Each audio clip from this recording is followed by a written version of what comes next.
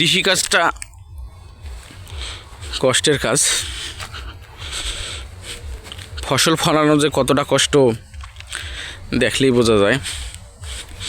একটা ফসলের বীজ রোপণ করতে হয়, বীজ থেকে আবার সেই বীজে চিন্তা করতে হয় রাত্রে শুয়ে শুয়ে যে সেই বীজটা হবে কি না, বীজটা যখন গজাবে, গজানোর পরবর্তীতে হবে যে বীজটা কি গজাচ্ছে, ভালোভাবে ফসল আসবে কি না।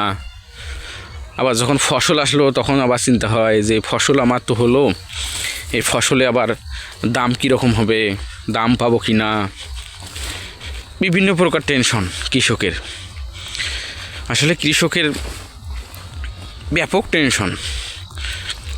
এর জন্য চারতলাতে বসেও কৃষকেরা অনেকেই কয় যে আমরা চারতলায় থাকা লোকদের থেকে ভালো আছি। কারণ হচ্ছে তাদের টেনশন কিন্তু এতটুকুই, ফসল কীভাবে উৎপাদন করতে হবে, দাম কতটুকু পাবো, সংসার কীভাবে চালাবো। আর দিন শেষে দেখা যাচ্ছে যে কঠোর পরিশ্রমের পর দিন শেষে তাদের ঘুমটা পর্যাপ্ত পরিমাণ হয়। এই মুহূর্তে একজন আমরা কৃষক ভাইয়ের দেখা পাচ্ছি, আরেকজন ক্যামেরা হাতে।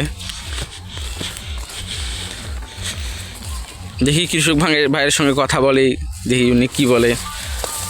কৃষক ভাই ভয় করতেছে মনে হয়। ভাই আপনি কটার সময় ঘুমান? কটার সময় ঘুমান আপনি? রাত 10টার সময়। রাত 10টার সময় ঘুম পর্যাপ্ত পরিমাণ হয়? আলাদা ঘুম হয়। আচ্ছা, আপনার একজন চাকরিয়ানের ঘুম আর আপনার ঘুম কি একরকম আপনি মনে করেন? না। কীরকম? কারণ আমরা সারাদিন পরিশ্রম করার পর স্বাচ্ছন্দ্যে ঘুমাতে পারি। একজন চাকরিজীবী মনে করো ততটা পরিশ্রম করে না, তো ঘুম কম হয়। ঘুম কম, আমার মতো কম হয়।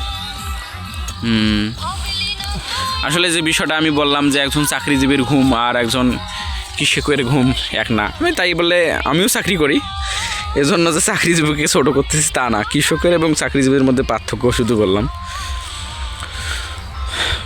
মাটির সঙ্গে মিশতে চাই, মাটির ভালোবাসা নিতে চাই।